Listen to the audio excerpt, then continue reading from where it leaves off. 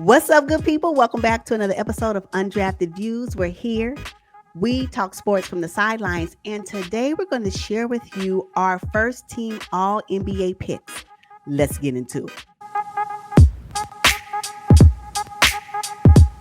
Well, I think it's only right that we start with the backcourt. And coming in as first team All NBA point guard for me is Luka Doncic. I'm not even going. What? I had him too. Of I ain't gonna course. even hold you. I can't even. What we gonna say about Luka? Luka, Mhm. what? Have y'all watched him play? Yes. It's Luka I Doncic. can't even. Speechless. You know what he has done for the Dallas Mavericks this season under head coach Jason Kidd's first year. Oh my goodness, he's averaging 28 points, 9 rebounds, and 8 assists, which essentially is a triple double. We just gonna round it up. Luka Doncic is killing the game right now. He is number 3 in points overall in the entire league. Luka Doncic has to be on my first team. Number one as a guard. Let's just be what it is. Mhm. And not only that, when I say his clutch gene, at the end of the game, you want the ball in Luka's hands. It's just what it is. He Mhm. has a clutch team that is something special. So Luka, for sure, the Mavs are number 4 in the Western Conference because of him. If Luka does not play, the Mavs do not see a win for the most part. He's all American. Oh no, he's all European. He's all NBA. Hence is why he is on my list of first team. Like, come on, Luka. Yes, on my list. Okay, let me tell you Yes, who I Luka have. Doncic. So we both have Luka. That's one, right? Mm-hmm.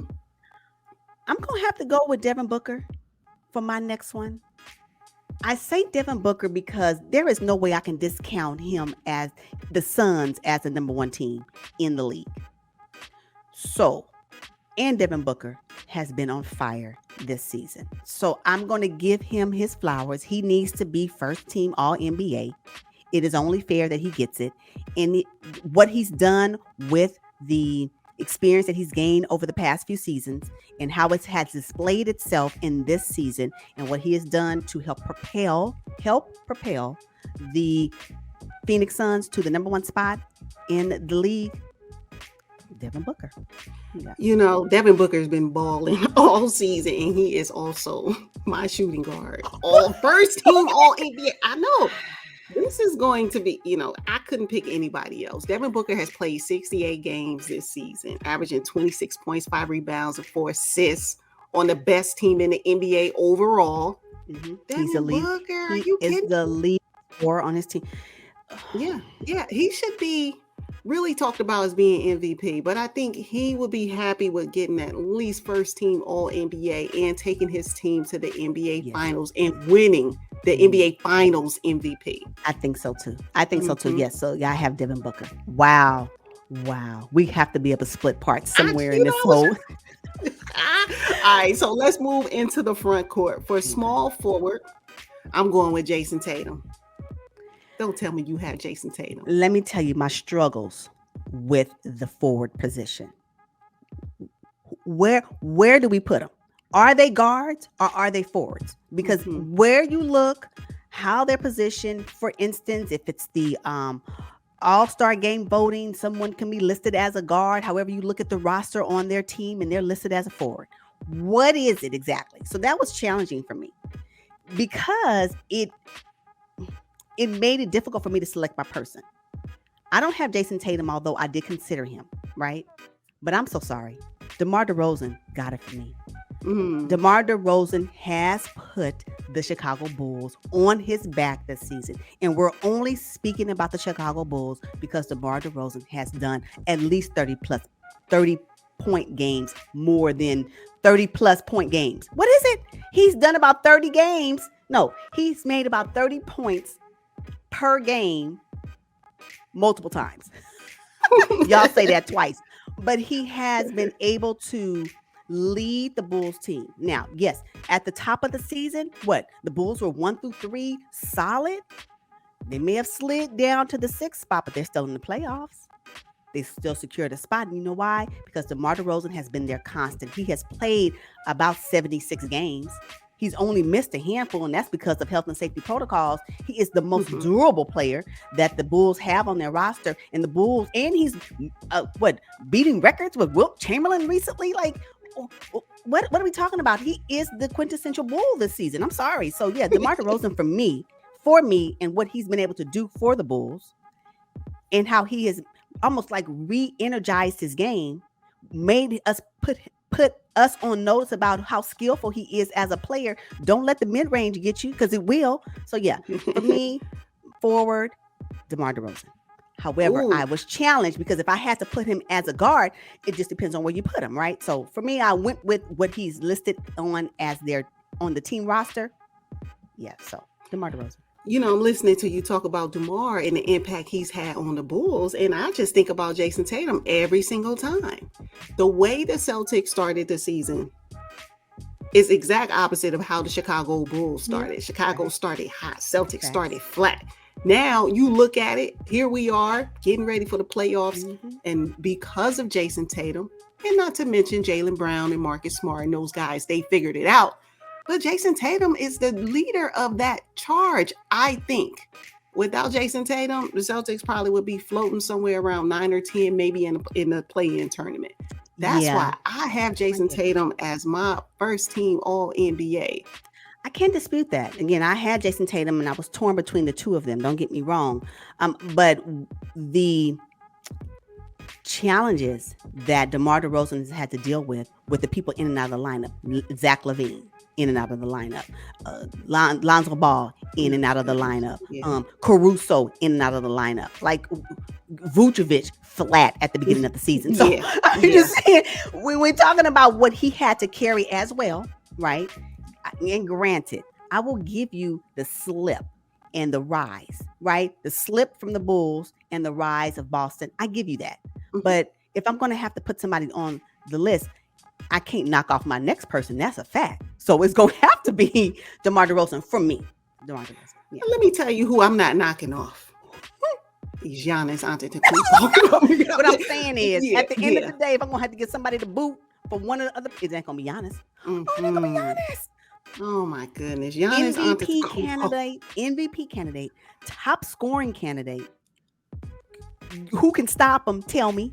Like, nobody can stop Giannis. And now that he's always had the downhill, power and force to the rim. Now he messed around, got a 3-ball. Now he can make his free throws. Like, come on. Giannis Antetokounmpo, second leading scorer in the NBA, decided, you know what, Joel Embiid, you go ahead, get that scoring title, because you know what, I'm getting the chip. So Giannis Antetokounmpo is by far supreme. If I could put him for every position on this, I would.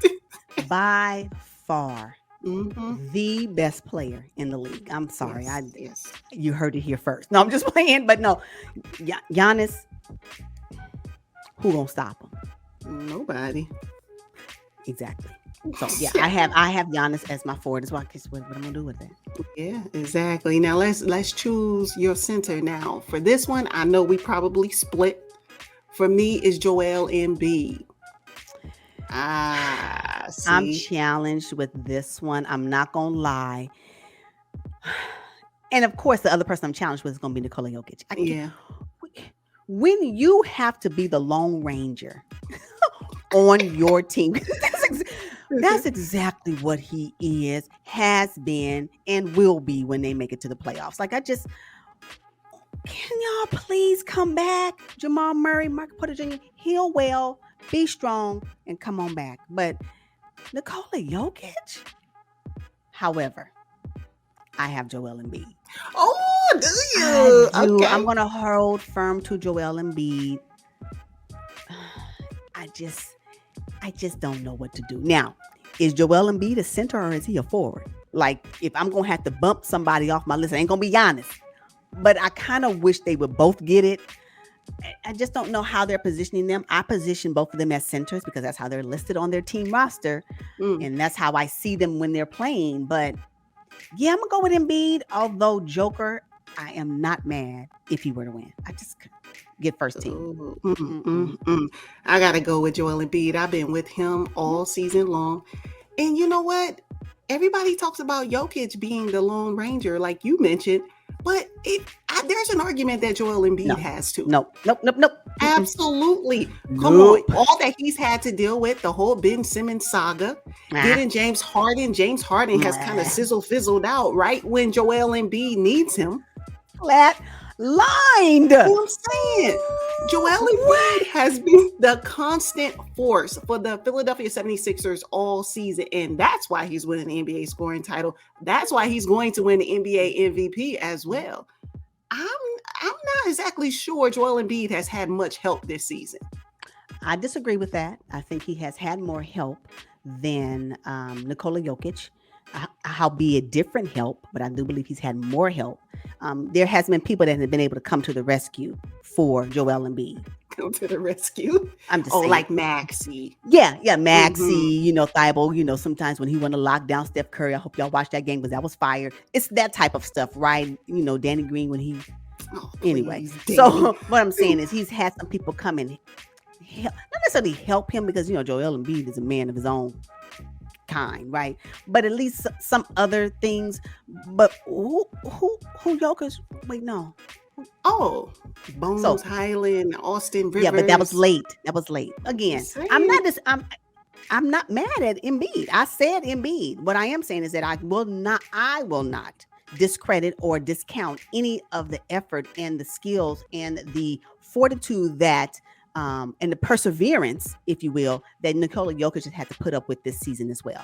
However, I do believe that out of all that being said, Joel Embiid for me has been supreme, in that area because he is top in scoring and because he is another MVP candidate, along with Jokic and Giannis. But I think that what he's been able to put up and is enough to give him the bump for me over Jokic for first team All-NBA. So, interesting enough, Jokic has played about 74, 75 games this season.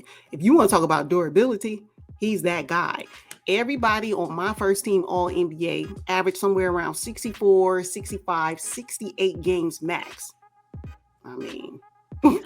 Yeah, you got to play. You got to show up and play. I thought about Kevin Durant. Where do I put him? Because I really, really like him. You ain't played as many games as other cats, so that's just for me. You got to be your best ability is your availability. So you got to be available. And I know injuries and health and safety protocols have been a part of all of that. I get it, but anytime someone can persevere through that and still be able to, team play and individually play themselves, I think it's something that should be recognized, and they should get first team All-NBA not because we are used to who they were. So exactly. I'm curious to find out who will end up being first team All-NBA because I'm quite sure it may not be DeMar DeRozan. No, it ain't. They're not gonna put him on the list. I don't care what he may have done because he's not the popular, he's not the favorite. But for me, DeMar DeRozan deserves to be on this list for this season for what he's done for the Bulls. Yes. So I get it. All right, you guys, we're going to wrap up this episode. Make sure you drop down in the comments and give us your first team All-NBA picks. And we will see you guys on the next one. But until then, peace. Peace, y'all.